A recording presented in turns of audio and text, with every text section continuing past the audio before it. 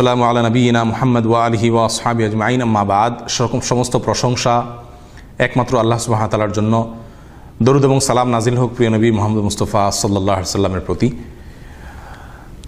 প্রিয় মুসলিম ভাইরা, আজ আমরা আলোচনা করব গুরুত্বপূর্ণ একটি বিষয়, আর সেটি হলো শিরক এবং তার প্রকারসমূহ প্রসঙ্গে।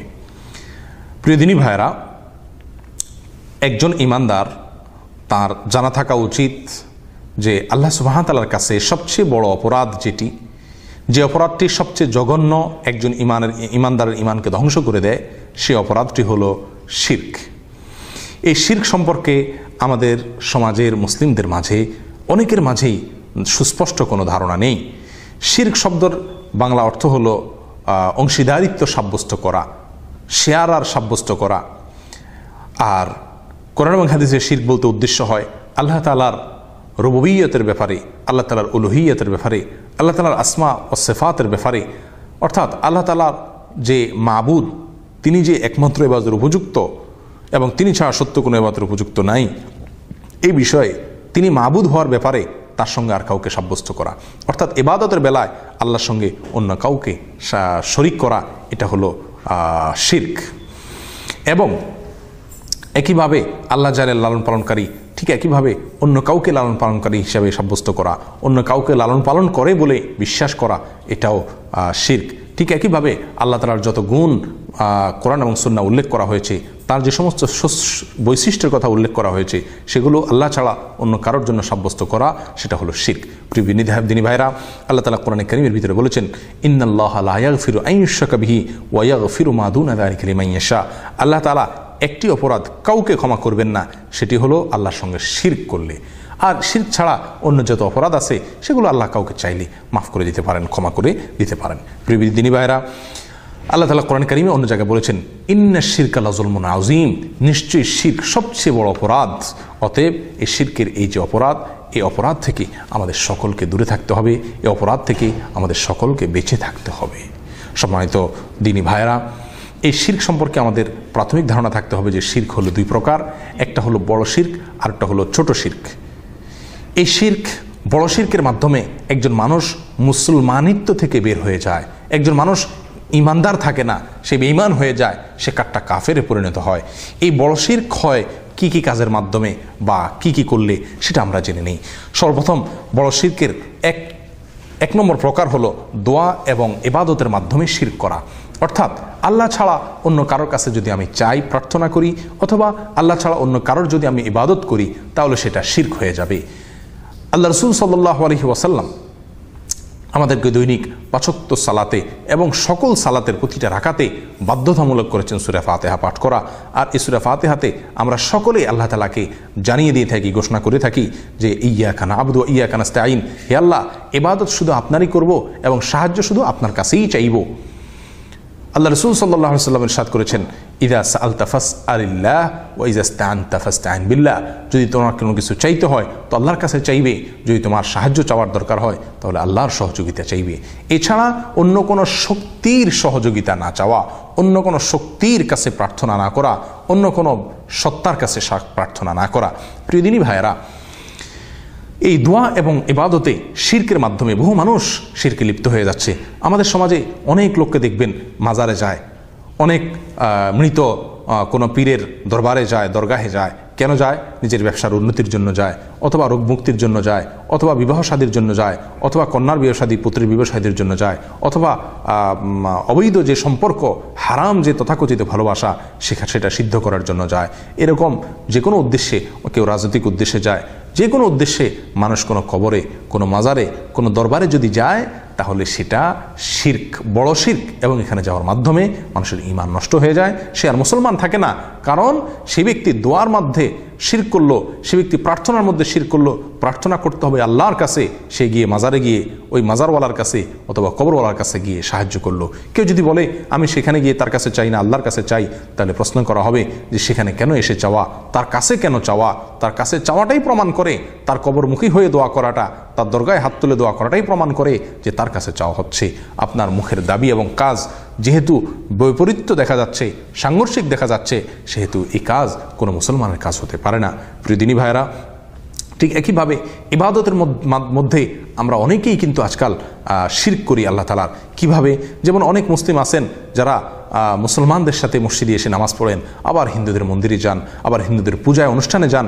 পূজা অনুষ্ঠানে যাওয়া, পূজার এই ফুর্তি বা উৎসব, এটা নিছক উৎসব নয়, সেটি একটি ইবাদত। সেখানে যাওয়া, তাদের সেই পূজাতে সামিল হওয়া, রীতিমতো তাদের সঙ্গে ইবাদত করার সামিল। প্রিয়দিনী ভাইয়েরা, আফসোসের বিষয়, বহু মানুষ আছেন যারা নিজেদেরকে তথাকথিত উদার প্রমাণ করার জন্য সব ধর্মের সমস্ত অনুষ্ঠানে এরকম যাওয়ার চেষ্টা করেন, বা সবগুলোতে গা ভাসিয়ে সবগুলোর সাথে মিশে যাওয়ার চেষ্টা করেন। এটা হলো ইবাদতের মধ্যে শিরক করা। এর মাধ্যমে মানুষ বড় শিরকে লিপ্ত হয়, এবং বড় শিরক আল্লাহ তাআলার কাছে সবচেয়ে বড় অপরাধ, এবং এটা অপরাধকে আল্লাহ তাআলা ক্ষমা করবেন না, এবং এই অপরাধের কারণে মানুষ মুসলমানিত্ব থেকে বের হয়ে যায়। তাই আসুন আমরা বড় শিরকের এই ইবাদতের মাধ্যমে এবং দোয়ার মাধ্যমে বড় শিরক থেকে আমরা বেঁচে থাকি। তাহলে বড় শিরক যে 4টি প্রকার, তার ভিতরে 1 নম্বর হলো ইবাদত এবং দোয়ার মধ্যে শিরক করা। আমার ইবাদত আল্লাহর জন্য হতে হবে, আর দোয়া শুধুমাত্র আল্লাহর কাছে হবে।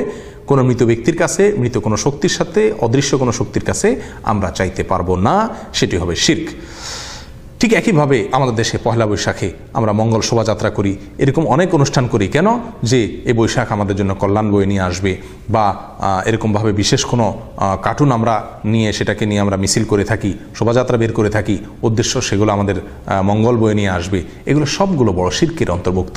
আমরা যদি অন্য কারোর কাছে চাই বা আশা করি, আল্লাহ ছাড়া অদৃশ্য কোনো শক্তি এর কাছে আমরা কামনা করি, তাহলে এটা বড় শিরক হবে। আল্লাহ আমাদের হেফাজত করেন। দ্বিতীয় যে কাজটির মাধ্যমে বড় শিরক, সেটা হলো যে নিয়ত এবং ইচ্ছা এবং উদ্দেশ্যের মাধ্যমে বড় শিরক।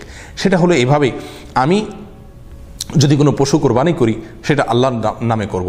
সেটা যদি আল্লাহর জন্য না করে কোনো পীর ফকিরের জন্য করি, তাহলে সেটা বড় শিরক হবে। ঠিক একইভাবে আমার যদি কোনো ইবাদত হয়, সেটা আল্লাহর জন্য নয়, দুনিয়া কোনো উদ্দেশ্যে বা অন্য কাউকে উদ্দেশ্যে করে যদি আমি করি, সেটা বড় শিরক হবে। এই নিয়ত এবং ইচ্ছা এবং উদ্দেশ্যের শিরক। তৃতীয়ত বড় শিরক হলো আনুগত্যের শিরক, অর্থাৎ আল্লাহ তাআলার আনুগত্য যেরকম করি, ঠিক একইভাবে আমি কোনো ব্যক্তি, কোনো দল, কোনো মত, কোনো আদর্শকে আনুগত্য করি, ফলো করি। সে আমার মডেল, তার দেওয়া তত্ত্বকে আমি বিশ্বাস করি এবং তার আদর্শ অনুযায়ী চলি, তার নির্দেশকে আমি ফলো করি। আমার জীবন মরণ সমস্ত কথাকে আমি বিনা স্টাডিতে, বিনা বিচারে তার নির্দেশকে আমি ফলো করি, কথাকে মানি। এটাও শিরক, এবং এটা বড় শিরক। আল্লাহ তাআলার জায়গায় তাকে সাব্যস্ত করলাম এবং স্থির করলাম। চতুর্থত বড় শিরক হলো ভালোবাসায় শিরক, অর্থাৎ আল্লাহর জন্য যে ভালোবাসাটা, সেরকম ভালোবাসাটা অন্য কারোর জন্য যদি থাকে, তাহলে সেটা হবে বড় শিরক, এবং এই শিরকের মাধ্যমে আমাদের ঈমান থেকে আমরা বের হয়ে যাব, ঈমান থেকে খারিজ হয়ে যাব। আল্লাহ আমাদেরকে হেফাজত করেন। এই গেল বড় শিরকের কথা। ছোট শিরক আবার 2 প্রকার, একটা প্রকাশ্য, একটা অপ্রকাশ্য। ছোট শিরক বলা হয় ওই শিরকে, যে শিরকের মাধ্যমে মানুষ মুসলমানিত্ব থেকে খারিজ হয়ে যায় না, মানুষের ঈমান নষ্ট হয়ে যায় না। তবে ছোট শিরক করতে করতে করতে আস্তে আস্তে মানুষ বড় শিরকের দিকে চলে যায়। এই ছোট শিরক 2 প্রকার, একটা প্রকাশ্য। প্রকাশ্য যে ছোট শিরক, সেগুলো কখনো কথার মাধ্যমে হয়, যেমন নাকি আমরা বললাম যে উপরে আল্লাহ, নিচে আপনি, আগে আল্লাহ পরে আপনি, এরকম কোনো কথার মাধ্যমে আল্লাহর সঙ্গে আরেকজন শেয়ার বা শরিক আমরা সাব্যস্ত করে ফেলি অনেক সময়। এটা কথার ভুল আমাদের হয়ে থাকে। এই কথার ভুল বা কথার মাধ্যমে এই যে ছোট শিরকগুলো কথাগত হয়ে থাকে, এগুলো থেকে আমাদের বেঁচে থাকা দরকার। যদি আমরা এরকম বলি যে আল্লাহ যা চায় এবং আপনি যা চান, তাহলে সেটাও ছোট শিরকের ভিতরে শামিল হবে। আমরা যদি বলি যে অমুক না থাকলে আজকে আমার কোনো রক্ষা হতো না, তো এই কথাটা আক্ষরিক অর্থে মনে হয় যে তেমন কোনো অসুবিধা নেই, কিন্তু আসলে এটা এক ধরনের শিরক এবং ছোট শিরক। এটা থেকে আমাদের বাঁচতে হবে। ছোট শিরক যেটা প্রকাশ্যে, সেটা অনেক সময় কাজের মাধ্যমে হয়, যেমন বিপদ মুক্তির জন্য, অথবা বিপদ আপদ থেকে বাঁচার জন্য, বদনজর থেকে বাঁচার জন্য কোনো রিং, কোনো তাগি, কোনো সুতা, অথবা আপনার কোনো রক্ষা কবচ, এগুলো ব্যবহার করা। আমাদের সমাজে দেখা যায় বাচ্চাদের অনেক সময় কপালে এরকম কালো একটা টিপ দেওয়া হয়, উদ্দেশ্য থাকে সে বদনজর থেকে বাঁচবে, কোনো রোগ বালাই থেকে বাঁচবে। এরকমভাবে কালো সুতা, তাগি হাতে অথবা গলায় বেঁধে দেওয়া হয়, উদ্দেশ্য এগুলোর দ্বারা ক্ষতি থেকে রক্ষা হবে। এগুলা ছোট শিরকের অন্তর্ভুক্ত, সম্পূর্ণভাবে নিষিদ্ধ এবং নাজায়েজ। আমাদের জন্য এগুলা থেকে পরিহার করা উচিত। কোনো বাচ্চাদের গলায়, হাতে এ সমস্ত কালো তাগি ব্যবহার করা উচিত নয়।